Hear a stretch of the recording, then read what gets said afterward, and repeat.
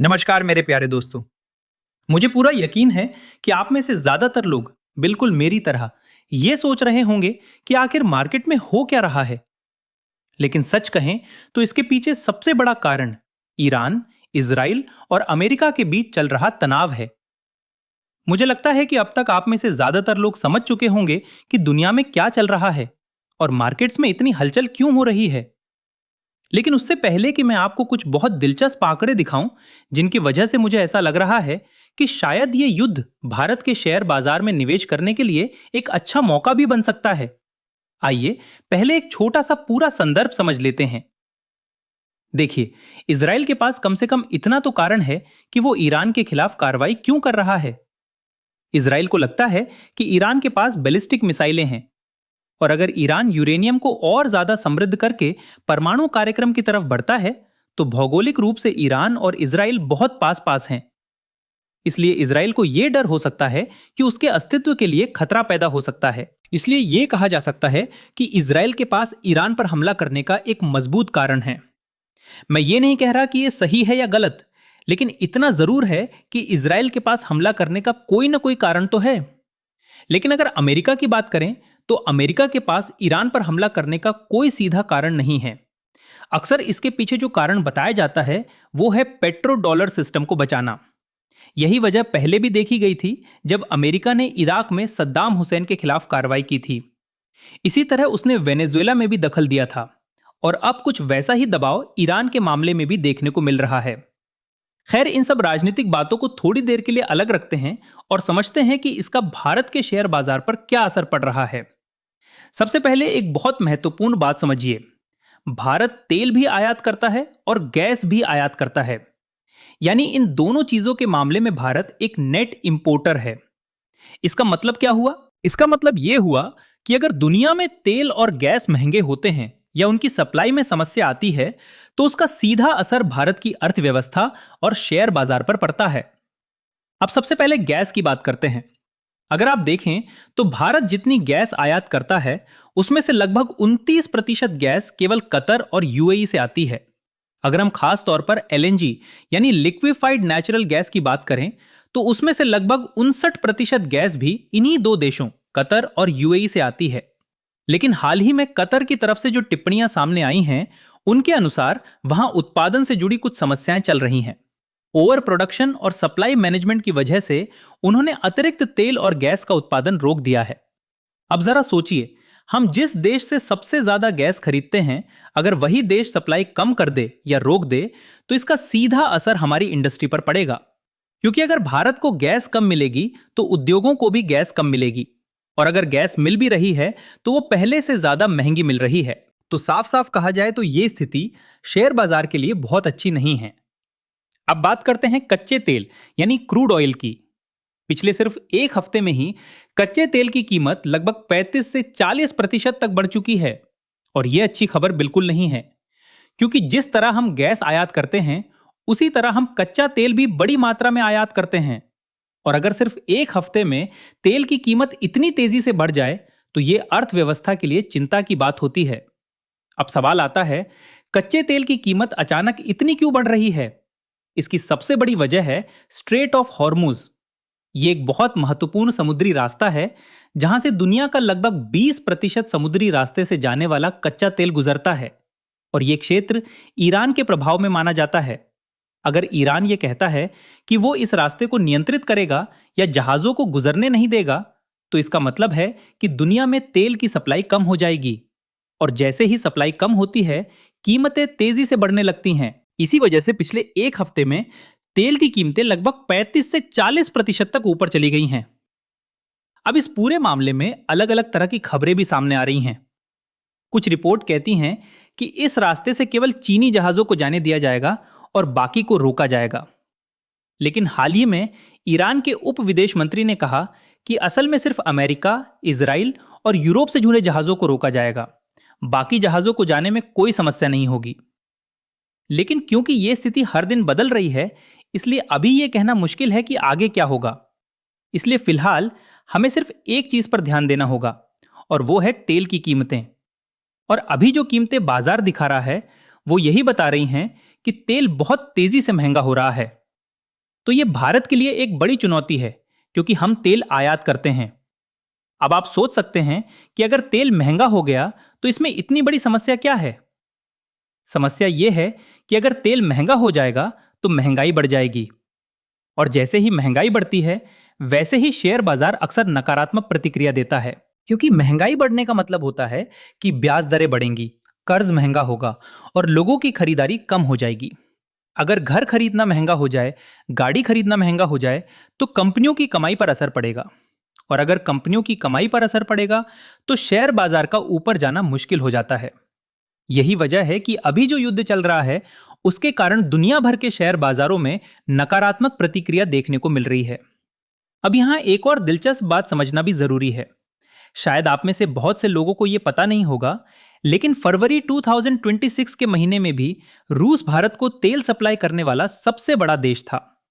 यानी इंटरनेट पर जो अक्सर ये कहानी चलती रहती है कि रूस से तेल खरीदने की वजह से भारत को बहुत मुश्किलों का सामना करना पड़ रहा है और भारत रूस से तेल नहीं खरीद पा रहा, ये पूरी तरह सही नहीं है।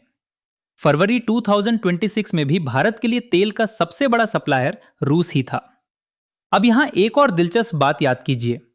कुछ समय पहले अमेरिका ने भारत पर लगभग 25% टैरिफ लगाने की बात कही थी, क्योंकि भारत रूस से तेल खरीद रहा था।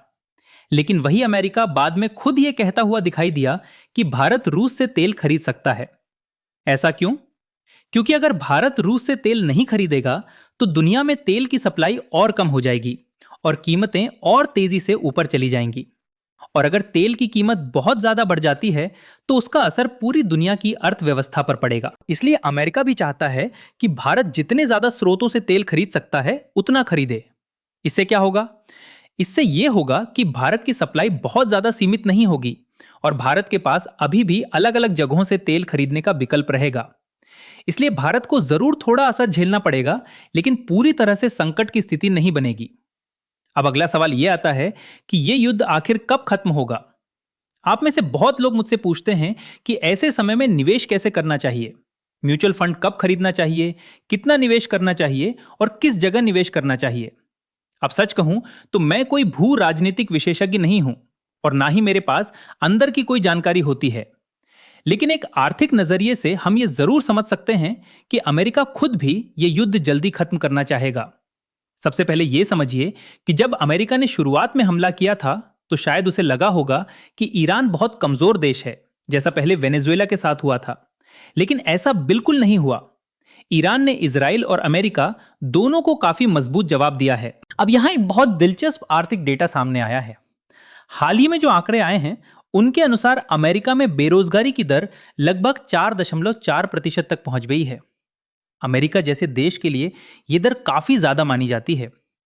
इसके अलावा कच्चे तेल की कीमत बढ़ने की वजह से वहां बॉन्ड यील्ड्स भी बढ़ने लगी हैं। जैसा मैंने आपको पहले बताया था, जब तेल महंगा होता है तो महंगाई बढ़ती है, और जब महंगाई बढ़ती है तो ब्याज दरें और बॉन्ड यील्ड्स भी बढ़ जाती हैं। और अभी यही अमेरिका में देखने को मिल रहा है। अब इसका असर क्या होगा? आज अमेरिका पर लगभग $39 ट्रिलियन का कर्ज है और वो हर साल लगभग 900 बिलियन से $1 ट्रिलियन तक सिर्फ ब्याज के रूप में चुकाता है। अब अगर बॉन्ड यील्ड्स में सिर्फ 1% की भी बढ़ोतरी हो जाती है तो अमेरिका को लगभग $300 बिलियन ज्यादा ब्याज देना पड़ सकता है। यानी ब्याज दरों का बढ़ना पहले से ही कर्ज में डूबे हुए अमेरिका के लिए अच्छी खबर नहीं है। और यह सब ऐसे समय में हो रहा है जब अमेरिका में मिड टर्म चुनाव भी आने वाले हैं। अब आप जरा सोचिए कि अमेरिका के अंदर क्या स्थिति बन रही होगी।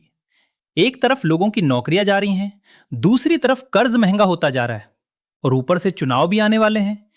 इसलिए यह स्थिति अमेरिकी सरकार के लिए बिल्कुल भी आरामदायक नहीं है। ऐसे में संभव है कि अमेरिका इस युद्ध को बहुत लंबे समय तक चलाना ना चाहे।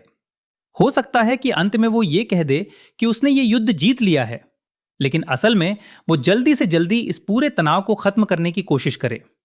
अब यहां से आते हैं सबसे दिलचस्प हिस्से पर।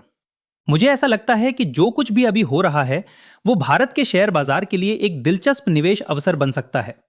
बिल्कुल साफ कहूं तो ये उन लोगों के लिए अच्छा मौका हो सकता है जिनके पास थोड़ा जोखिम उठाने की क्षमता है और जो 3 से 5 साल का निवेश समय रखते हैं। अब मैं आपको कुछ डेटा दिखाता हूं। सबसे पहले युद्धों का डेटा देखते हैं। मैंने पिछले लगभग 26 से 27 साल में हुए कुछ बड़े युद्धों का डेटा देखा। और उससे एक बहुत दिलचस्प पैटर्न सामने आया। सबसे पहले मई 1999 कारगिल युद्ध। उस समय निफ्टी में सबसे ज्यादा गिरावट लगभग 6% की थी। लेकिन अगर आप एक साल बाद देखें तो उसी निचले स्तर से निफ्टी लगभग 29% ऊपर चला गया। अब दूसरा उदाहरण देखें, मार्च 2003 इराक युद्ध। उस समय निफ्टी में लगभग 5% की गिरावट आई थी, लेकिन एक साल बाद निफ्टी लगभग 71% ऊपर चला गया। अब तीसरा उदाहरण, मार्च 2014 रूस और यूक्रेन के बीच तनाव। उस समय निफ्टी में लगभग 2% की गिरावट आई थी, लेकिन एक साल बाद निफ्टी लगभग 38% ऊपर चला गया। फिर आता है फरवरी 2022 रूस यूक्रेन युद्ध। उस समय निफ्टी लगभग 12% गिरा था, लेकिन एक साल बाद वो पूरी गिरावट रिकवर करके लगभग 4% ऊपर चला गया। फिर देखें अक्टूबर 2023 इजराइल और हमास युद्ध। उस समय निफ्टी लगभग 3% गिरा था, लेकिन एक साल बाद निफ्टी लगभग 26% ऊपर था। फिर आता है मई 2025 भारत और पाकिस्तान के बीच तनाव। उस समय निफ्टी लगभग 5% गिरा था, लेकिन एक साल के अंदर वही गिरावट रिकवर हो गई और आज निफ्टी लगभग 2% ऊपर है। अगर आप इन सभी उदाहरणों को देखें तो एक बहुत स्पष्ट पैटर्न दिखाई देता है। युद्ध के समय बाजार में गिरावट जरूर आती है, लेकिन एक साल बाद बाजार ने हर बार अच्छा रिटर्न दिया है। अब यहां एक दूसरा बहुत दिलचस्प डेटा पॉइंट भी सामने आता है। आपने शायद नोटिस किया होगा कि पिछले लगभग 18 महीनों में भारतीय शेयर बाजार ने बहुत ज्यादा प्रदर्शन नहीं किया है। अगर हम निफ्टी को देखें तो वो लगभग -5% से लेकर +5% के बीच ही घूमता रहा है, यानी कुल मिलाकर बाजार लगभग फ्लैट ही रहा है। अब इस पर एक बहुत दिलचस्प रिसर्च सामने आई थी। पिछले कई सालों में भारतीय बाजार में ऐसे लगभग 13 मौके आए हैं जब लगातार 18 महीने तक बाजार का रिटर्न लगभग फ्लैट रहा, यानी -5 से +5% के बीच। अब सवाल यह है कि ऐसे 18 महीने के बाद अगले एक साल में बाजार ने कैसा प्रदर्शन किया। चलिए कुछ उदाहरण देखते हैं। अगर आप 31 जुलाई 2001 से लेकर 31 दिसंबर 2002 का समय देखें तो इन 18 महीनों में बाजार का रिटर्न लगभग 2% था, लेकिन उसके अगले 12 महीनों में निफ्टी ने लगभग 72% का रिटर्न दिया। अब थोड़ा आगे बढ़ते हैं। अगर आप 31 अक्टूबर 2001 से लेकर 31 मार्च 2003 का समय देखें तो इन 18 महीनों में बाजार का रिटर्न लगभग 0 के आसपास था, लेकिन उसके बाद अगले एक साल में निफ्टी ने लगभग 81% का रिटर्न दिया। अगर हम ऐसे सभी 13 उदाहरणों को देखें तो एक बात बहुत साफ दिखाई देती है। हर बार जब 18 महीनों तक बाजार लगभग स्थिर रहा, उसके बाद अगले 12 महीनों में बाजार ने बहुत बेहतर प्रदर्शन किया। इन 13 उदाहरणों में ऐसा एक भी मामला नहीं मिला जहां 18 महीने की सुस्ती के बाद अगले एक साल में बाजार ने नकारात्मक रिटर्न दिया हो। अब यह दूसरा सकारात्मक संकेत है कि शायद आने वाले समय में भारतीय बाजार अच्छा प्रदर्शन कर सकते हैं। अब तीसरा डेटा पॉइंट समझते हैं। पिछले 18 महीनों में भारतीय बाजार ने बहुत अच्छा प्रदर्शन क्यों नहीं किया? सबसे बड़ा कारण था उच्च वैल्यूएशन। भारतीय बाजार पहले काफी महंगे हो गए थे, इसलिए विदेशी निवेशकों यानी एफआईआई ने भारतीय शेयर बेचकर दूसरे देशों के बाजारों में निवेश करना शुरू कर दिया। लेकिन अब तस्वीर थोड़ी बदल रही है। सबसे पहले लार्ज कैप कंपनियों की बात करते हैं। पिछले 18 महीनों में निफ्टी लगभग 5% नीचे आया है, लेकिन इस दौरान निफ्टी का पीई रेशियो लगभग 10.7% तक कम हो गया है। यानी अगर आज से 18 महीने पहले निफ्टी जितना महंगा था, आज वो उससे लगभग 10% सस्ता हो चुका है। अब एक और दिलचस्प बात, इसी समय में कंपनियों की अर्निंग्स पर शेयर यानी ईपीएस लगभग 6.3% बढ़ चुका है। यानी कंपनियों की कमाई बढ़ी है, लेकिन शेयर की कीमत उतनी नहीं बढ़ी।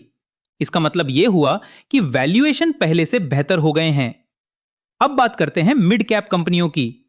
पिछले 18 महीनों में मिड कैप इंडेक्स लगभग 4% नीचे है, लेकिन अगर आप पीई रेशियो देखें तो वैल्यूएशन लगभग 30% तक कम हो चुके हैं।